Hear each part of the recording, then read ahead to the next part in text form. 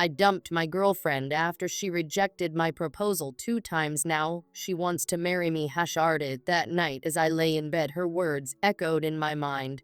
I need more time to figure things out. I tried to rationalize Sierra's hesitation. Maybe she was struggling with personal issues or had fears about commitment that she hadn't shared with me. I told myself everyone had their own pace, their own doubts. Love wasn't supposed to be rushed, right? But deep down, I knew something wasn't right. When she rejected my second proposal, it felt like a punch to the gut. I had spent weeks planning that moment, imagining her joy and excitement. I wanted it to be special, a memory we could cherish forever. Instead, her face froze, her smile faltered, and she said those words I wasn't prepared to hear. "I'm sorry, but I'm just not ready yet." The way she looked at me afterward, almost apologetic, but not entirely remorseful, stuck with me. It wasn't just rejection, it was something deeper, something I couldn't quite put my finger on. At first, I tried to convince myself that her hesitation wasn't about me. Maybe she had unresolved fears about marriage, or she wasn't where she wanted to be in her career. I thought, she'll come around. She just needs time. But the more I tried to rationalize it, the more I realized I was lying to myself. After that second rejection, things between us changed.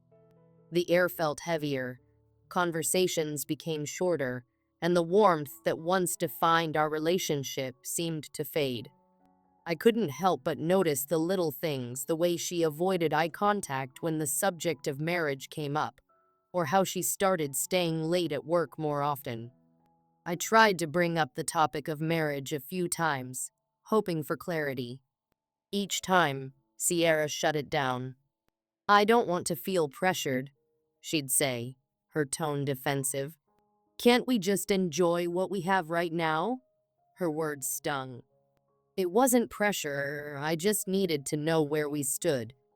I wanted to feel secure in the relationship we had spent 4 years building. But every time I broached the subject, it felt like I was pushing her further away. Over the following weeks, the distance between us grew. The person I had once considered my soulmate now felt like a stranger. I started questioning everything, her feelings, her intentions, even our future. The doubt was suffocating. One night, I found myself lying awake, staring at the ceiling, replaying our years together in my mind. I thought about the vacations we'd taken, the milestones we'd celebrated, the dreams we had shared. I had always believed we were working towards something, a life together, a marriage, maybe even a family. But now, I wasn't so sure. I realized I couldn't keep living in limbo.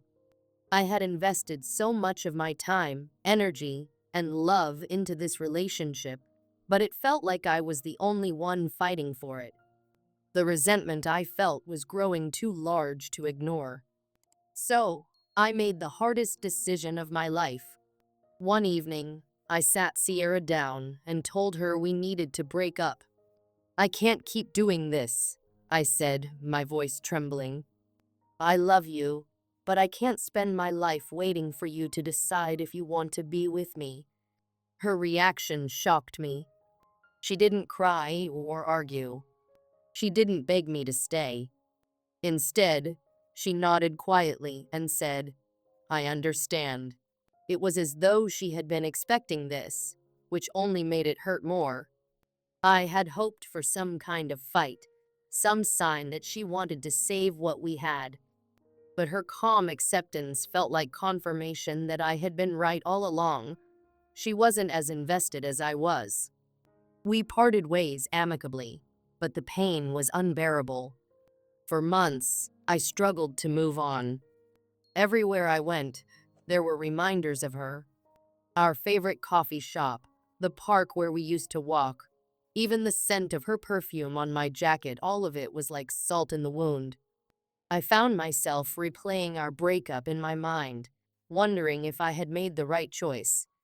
At first, I tried to numb the pain by throwing myself into work.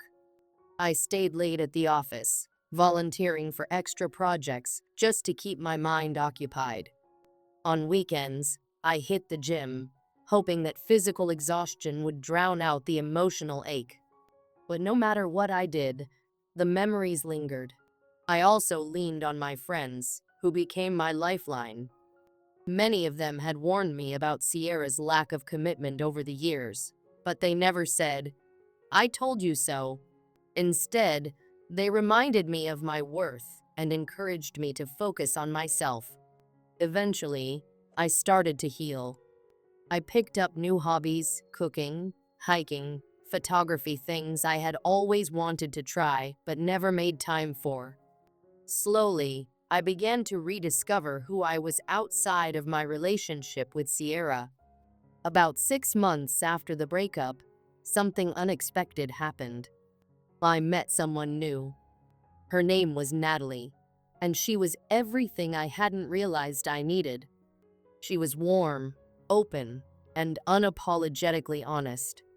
From the beginning, she made it clear what she wanted in a relationship: trust, communication, shared goals. Being with Natalie was effortless. There were no games, no second guessing, no walking on eggshells. For the first time in years, I felt secure in a relationship. Just when I thought I had fully moved on, Sierra reached out. It was a random Tuesday evening when I saw her name pop up on my phone. My heart skipped a beat, and for a moment, I felt like I had been thrown back in time. Her message was short. "Hey, can we talk? I've been thinking about you a lot lately." I stared at the screen, conflicted. Part of me wanted to ignore her, to leave the past in the past. But another part of me, the part that still carried unanswered questions, wanted closure. After hours of internal debate, I decided to meet her for coffee. When I saw her, she looked the same but different. There was a weight to her, a heaviness in her eyes that hadn't been there before. As we sat down, she started by apologizing. "I'm sorry for how things ended between us," she said, her voice quiet but sincere. "I wasn't honest with you or with myself about why I wasn't ready to get married." Her words caught me off guard. For years, I had wanted her to acknowledge the pain she caused me. But now, hearing her apology, I felt nothing. "I was scared," she continued. "Not of you, but of the idea of forever. I had doubts about myself, about whether I could be a good partner. Instead of dealing with those feelings, I pushed you away. And it was the biggest mistake of my life." Then she said the one thing I never expected to hear. "I'm ready now. I want to marry you." I stared at her, stunned. After 2 rejected proposals, years of uncertainty, and months of silence, now she wanted to commit. I took a deep breath and gave her the only answer I could. "Sierra, I loved you with everything I had, but that chapter of my life is over. I've moved on, and I'm with someone who values me in ways I didn't even realize I was missing. I'm happy now, and I don't think we're meant to be." Her face crumbled, and for a moment, I felt a pang of guilt. But I knew I was doing the right thing. Staying with Sierra would have meant sacrificing my own happiness, and I wasn't willing to do that anymore. As I walked away, I felt a sense of closure I hadn't expected. Saying no to Sierra wasn't just about protecting my current relationship, it was about valuing myself. Today, I'm still with Natalie, and we're planning a future together, a future built on trust, love, and mutual respect. Looking back, I'm grateful for everything I went through with Sierra. Those years taught me what I truly want and need in a partner. They showed me the importance of mutual effort, open communication, and shared goals. Sometimes, the hardest lessons lead to the most meaningful growth. And as for Sierra, I hope she finds what she's looking for. But one thing is certain, I'm not the man for her anymore. The weeks that followed were some of the hardest of my life.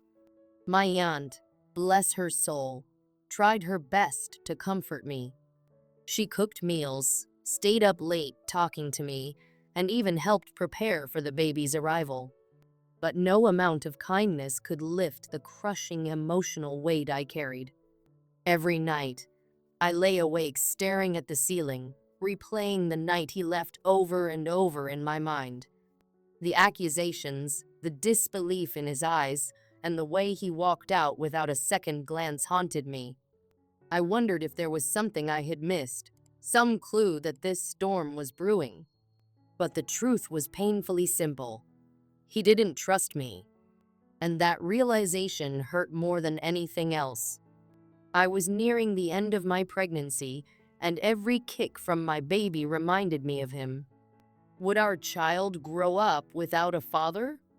Would he one day ask me why his dad wasn't there for his first moments?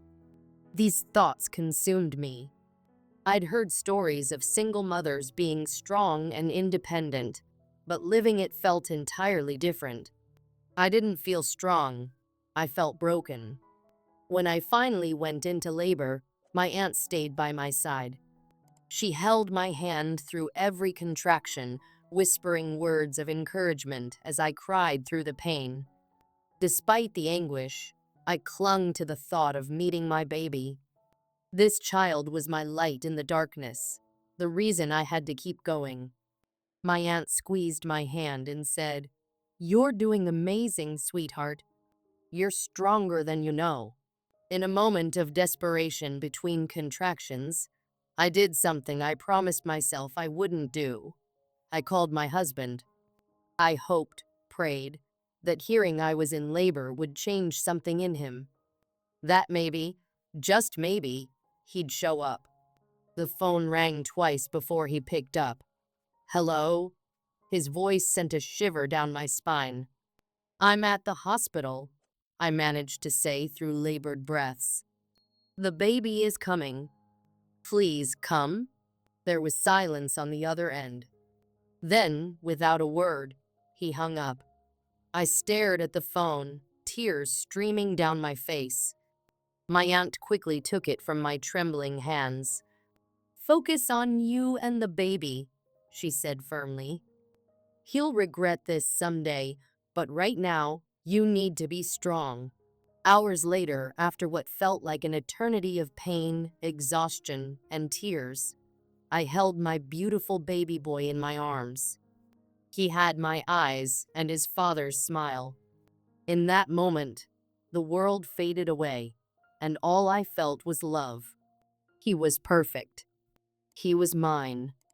Returning home was bittersweet. My son and I were starting a new chapter, but the shadow of betrayal loomed over us. My aunt, ever the angel, stayed with me day and night. She helped with the endless cycle of feeding, burping, and diaper changes. Despite the heartbreak, I found joy in motherhood.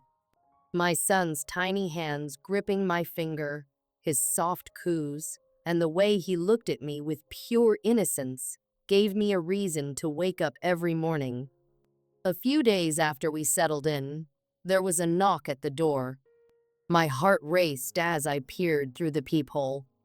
It was him. He looked disheveled, his eyes red and filled with regret. My first instinct was to slam the door, but curiosity and anger held me in place. Before I could speak, he blurted out, "I need to talk to you. Please." I opened the door just enough to look him in the eye. "What could you possibly have to say to me?" I asked, my voice trembling with suppressed rage. "Emily confessed," he said quickly. "She admitted she lied about everything. She wanted to get her parents back together and thought this was the only way to make it happen. I'm so sorry." I stared at him, stunned. "Emily," His younger sister had always been a troublemaker, but this was a new low. The weight of his words sank in slowly, fueling the fire inside me. "You believed her over me," I said, my voice shaking.